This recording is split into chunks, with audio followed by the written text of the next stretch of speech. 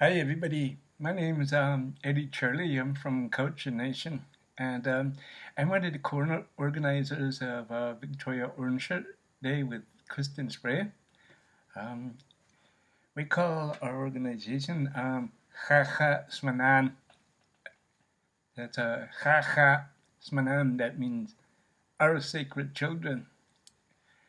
Um, ways to be called Victoria Orange Shirt Day, but I wanted to honor the survivors of residential school who made it home.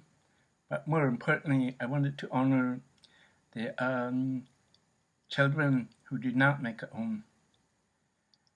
When they found the 215 bodies at Camp Leaves, I realized how important it was for us to honor all the children who did not make it home. And that is making the work that me and Kristen do very, very important.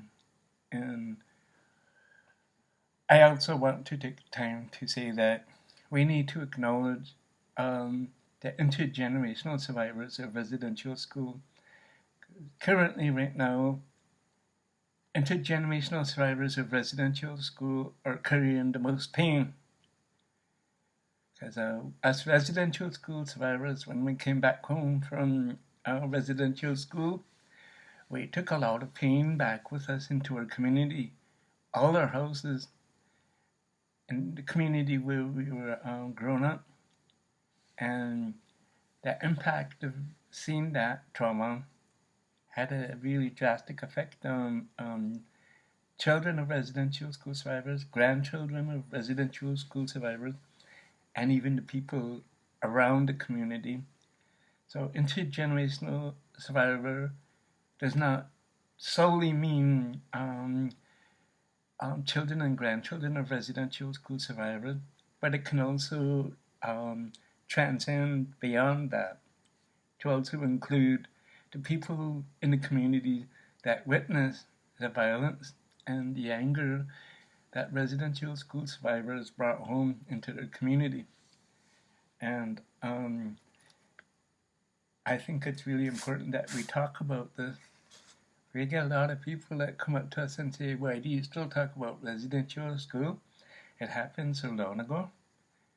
Well, I believe that we really need to continue talking about it, because if we don't talk about residential school, every bit of anger that we have right here is going to stay there.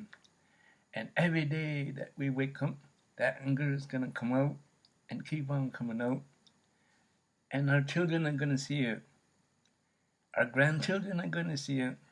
And they're going to think it's okay to be like dad, or to be like grandma, or grandpa, or uncle. And they're going to emulate us. They're going to become angry like us.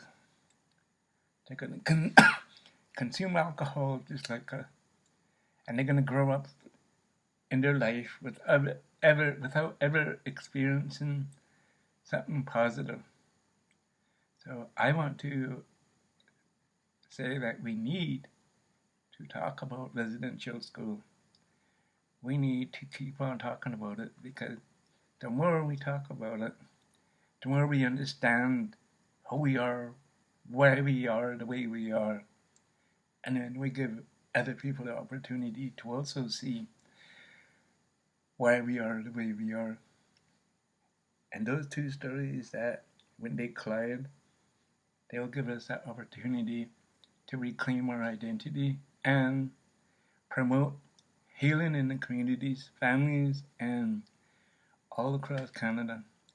So September is here now, and me and Kristen are going out in the community quite often to speak about residential school, and we hope that every day that we speak about residential school will inspire other people to hear us, and will inspire other people to stand up and share their own stories. That way, all the trauma that's on the land now ends with our generation, the generation of residential school survivors who made it back home. And so please join us at Centennial Square on September 30th and help us honor the residential school survivors, those who made it home and those who did not. Plus, help us honor our children and grandchildren who carry intergenerational trauma with them today, so that healing can begin to happen and in a good way. That's all I have to say. Hejka, Sian, Hejka.